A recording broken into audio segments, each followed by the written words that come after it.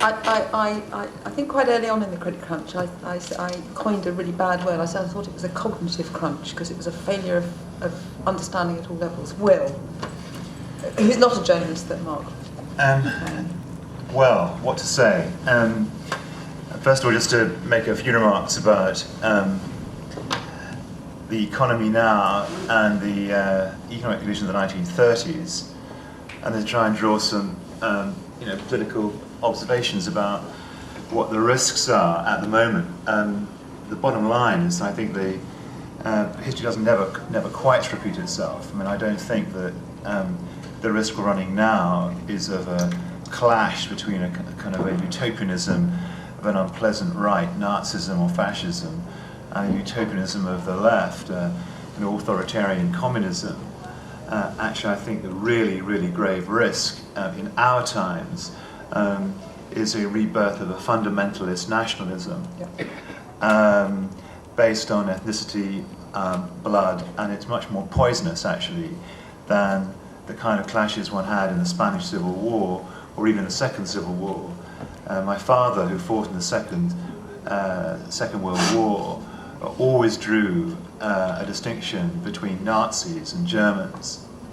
The danger at the moment is that one could be falling into an abyss in which you just hate the other. I really hope that doesn't happen, but it is the risk for, in my view, the next decade. The bad news, some bad news and some good news on the economy. I mean, first of all, I think on the economy, both. We in Britain lived through a protracted and unpleasant recession between 1929 and 1933. In 4 years, GDP fell by 5.5%. By contrast, in 2008 and 2009, over a 2-year period, GDP will fall by 7%. And of course, no banks failed in Britain in 29-33, and 2 of our banks, HBOS and Royal Bank of Scotland, have both collapsed. Many of our building societies have collapsed, and Lloyd's Group's takeover of HBOS has meant that it is de facto, well, it is bust. It's an astonishing story. Even in the bank collapses of the 1870s, we held together more of British banking capacity than we've held together in this recession. And no one really knows whether we will quickly get out of it. If you look at Ken Rogoff, former chief economist of the IMF, and Carmen Reinhardt, a colleague of his, looked at credit crunches in around 30 countries, the experience of credit crunches in around 30 countries between 1945 and today. The average decline in GDP was 7%. The average increase in public debt was more than double. The average increase in unemployment was 7 percentage points, or in British terms, 2 million. And so on. The average fall in asset prices was around half.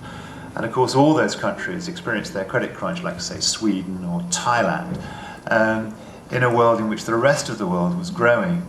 Our credit crunch is happening when the rest of the world is contracting for the first time since 1945. Some of you who read the economics and business pages will know that the World Trade Organization forecast unprecedentedly that world trade will fall by 9% in 2009. The OECD, the Paris-based club of government economic forecasters, says that's far too optimistic. It will fall by 13%. Those are bigger falls in trade than took place between 29 and 33. The world is more interconnected. The credit crunch hooks up more banks. It was a very localized depression, actually, in the 30s. The epicenter was the United States, where there were colossal bank failures. In Europe, had a very nasty and unpleasant recession and protracted economic stagnation, but it wasn't quite the depression conditions that took place in the States.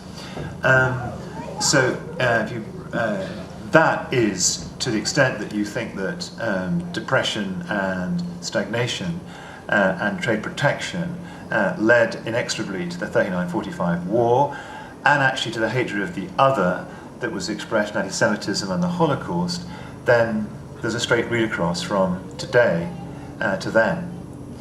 The better news is that we have learned from the past. There are already signs that this vertiginous decline in GDP in Britain and in America, that it's going to carry on falling, but the rate at which it's falling is decelerating, and that the worst may be behind us. And although I think output will continue to contract for another 12 months, it'll be much less kind of seasick making than it's been the last 6 months, when I know some people are really worried, even for very sound businesses, whether they'll get through. And I think there's now a sense that actually there will be an end to that. In Britain, we've been very considerably helped by the biggest devaluation, a bigger devaluation than in 1931. We've been helped by cheap money, cheaper even than in 1931. Half percent interest rates was lower than the interest rates in 1931. A huge budget deficit, 11% of GDP. We were still trying to balance the books in 1931. And actually, although a lot of people, and I would imagine a majority in the room, find it hard to concede this of the Brown government, but actually their action in keeping British banks alive in that fateful weekend of October 11th to 12th last October, and the subsequent asset protection scheme has actually probably allowed our banks to kind of stay trading in a way that they weren't trading in America in the early 30s. Then we have the G20 meeting of last Thursday, which I thought was a really extraordinary sight. All those leaders from disparate countries coming together on a common agenda and actually pronouncing kind of death knell of Anglo-Saxon financial capitalism, but being prepared to put serious money behind a reconstituted IMF, World Bank, some serious money behind aid flows to emerging economies, and some serious financial architecture that may bring some kind of regulatory architecture that may bring some trust back to the financial markets. Over and above that, these days we have a welfare state, which there didn't exist to anything like the same degree in the early 1930s. And something else I think is important in terms of the point you made about security.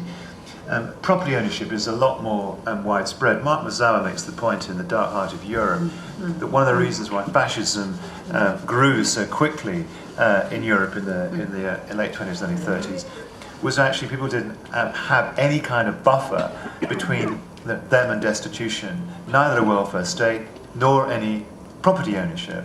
And actually, the fact that, 70% of the UK adult population are property owners and are sitting on quite a lot of equity, and there's a welfare state, does tend to make people, they're not secure and they're really, really worried, but they're less likely than they were in the mid-1930s to become fascists or communists.